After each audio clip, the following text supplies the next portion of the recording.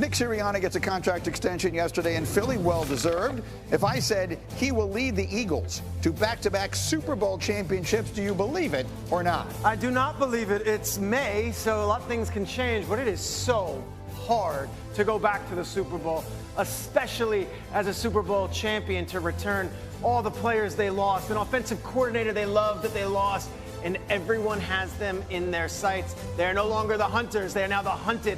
I'm going to say not, and I would go with the field in the NFC. Bart Scott, are the Eagles the team to beat in Philadelphia? Right this minute, we talked about the losses, talked about the improvements in their division, Washington. Are the Eagles the team to beat? It's tough to say because if I had to pick anybody to do it, I would say Howie Roseman, how he's always able to reload and he's always ahead of the curve. You look at Darius Slay that he let go, that's a popular veteran, but he's already had his replacement in his draft last year. You talk about Jahai Campbell being able to fill in for Nakobe Dean. He always does it, but I have to take the field, Greeny, because it's just so hard to get back. They've played a lot of football in the most recent years, and they've been fortunate to stay healthy.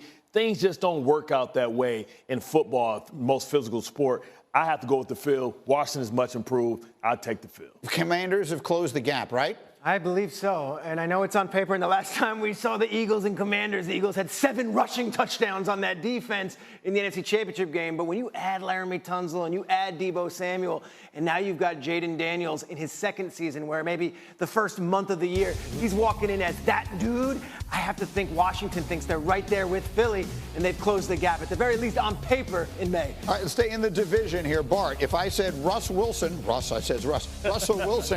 is going to put the Giants in the playoff race. Well, he and I are close. I call him Russ. If I said he's going to put the Giants into the playoff race this year, you believe it or not? No, I think the likelihood that Russell Wilson will probably be benched for Dart by week 8. I mean, I couldn't find a home win for the Giants this season. Or last season. That. And, which puts them in a precarious position because I think, they're going to be in a position to take the next quarterback next year, and maybe Dayball could be, on the cutting block. See, here's the thing. I got Giant fans. I hear from Giant fans, I feel like the Giants got better. Like, I feel like they have made improvement. Their schedule is brutal, but I feel like they've gotten better. Look, are they playoff contenders? Probably not. Are they sneaky, possible dark horse, maybe, if everything goes their way, chance to maybe play relevant football November, December? Yes. They've maybe the best front 7 in all of football. If you look at that front, Bart's looking at me with crazy eyes, but let me explain. You've got Dexter Lawrence, Brian Burns, Abdul Carter, and then they have this defensive back that can absolutely work. This defensive backfield they totally rebuilt. Like, how are they going to score points? Well, that's the question. You got to score points that win football games. You can't buck it up. This ain't the 2000 Ravens defense that's going to hold everybody down without Tyrone Tracy last year ran for more yards as a rookie than any other player in the league besides Bucky Irving. You have a new offensive line. And Malik Neighbors broke just about every rookie receiving record you could ever imagine. Well, they're going to throw the ball to. But who's going to throw it to him is what you're asking, and the answer is Jackson Dart. Whether that works out that way or not, we'll wait and see. Can I just quickly say something? I have a lot of Giants friends as well. Right. They were literally making their apple-picking plans before Halloween on Sundays. They had no interest in going to these games. I don't think this is this team. I agree. Apple-picking season can be pushed aside. Let me stay in the division. Let me get to the last one because I really want to get this in here because we got one more here. Peter, if I were to say George Pickens fixes a lot of the Cowboys' issues on offense, do you believe that or not? Abso-freaking-lutely. I think we have completely gotten distracted by the fact that he is a 24-year-old wide receiver entering a contract year, knowing what is at stake. If he just shows up and is on his best behavior, can make boatloads of money and do so in an offense that has a giant void at wide receiver. I think, with the exception of Teteroa McMillan, who went 8th overall to Carolina, this was the best option for the Dallas Cowboys. They have a true deep threat at wide receiver and a guy who can work off CeeDee Lamb. I love this move if all things work out off the field. You mentioned CeeDee Lamb. He believes teams are going to have to pick their poison when it comes to defending both of them. Listen to what he said. Oh, no, we both ones. Yeah. It ain't no A, B, none of that. It's one. You look over there, you see one. You look over here, you see another one. So do what you got to do with that. You know, I don't feel like this got a lot of attention, right? Yeah. The Pickens deal, it's a third-round pick. We understand there are a lot of question marks there, but as a roll of the dice, It feels like a pretty interesting one in Dallas. What do you think? I mean, I think you're going to have a motivated Pickens. I think he's going to see favorable coverages. He's a one-on-one nightmare. He's a guy you can throw the ball up to. He's going to win the 50-50 balls. Listen, and for everybody that says, hey, how can Sharpe handle these type of receivers? He's done that. I witnessed it in Baltimore. I mean, not in Baltimore, with the Jets.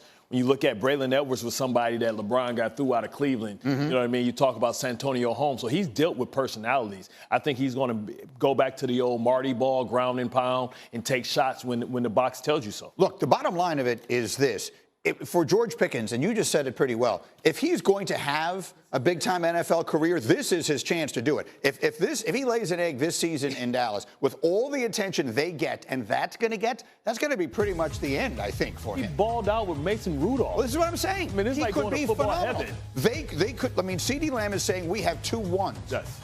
He may be right. That's the point. In terms of talent, he's right. He's 24. Right. People are acting like he's like 33 years old and has been on 7 teams and is a complete malcontent. Well, he was late for practices. He apparently was late for a game at one point, in the Christmas game against, and that stuff is inexcusable. That said, new environment and the carrot of a financial opportunity to make life-changing money if you just have one good season, it's all there. Yeah, I mean, absolutely. I think this team is this is the team that's the sneaky playoff guy, not your Giants, right? When you look at There's never anything sneaky about the Cowboys, though, is the thing. But it won't be sneaky. We'll see it coming if it happens. But you talk about the discipline that they had to fortify that offensive line. And once you fortify the offensive line, it's going to allow Dak to be able to push the ball down the field, but they have to have some type of threat of a run game. And I think it's still a lot of sneaky guys out there. I can see a guy like J.K. Dobbins, baby, coming in and being able to get him some explosive productivity as well. NFC East going to be an interesting season. We'll get back to the NBA as we. Sirianni's 2024 campaign started 2-2. Criticism, early calls for the job. Fast forward to February, Eagles are Super Bowl champions again. Those calls for Sirianni's job certainly not coming from inside the house. Eagles on Monday locking up their 43-year-old coach to a multi-year extension to keep him around a while. Meanwhile, Niners and linebacker Fred Warner have agreed to a 3-year, $63 million extension. 56 M's guaranteed, making Warner, once again, the highest-paid linebacker in the league.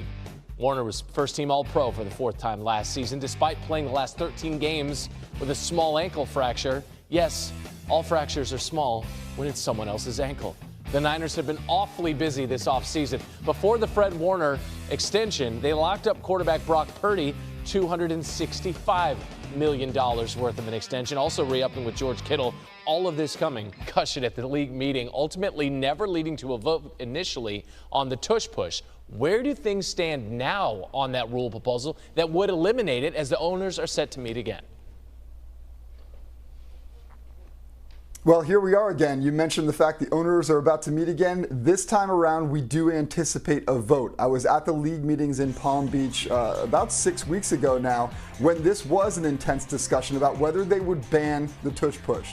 Green Bay put forward the proposal to potentially ban it, but I can tell you, just from my discussions, I don't think that the league felt like they had enough of the vote to wind up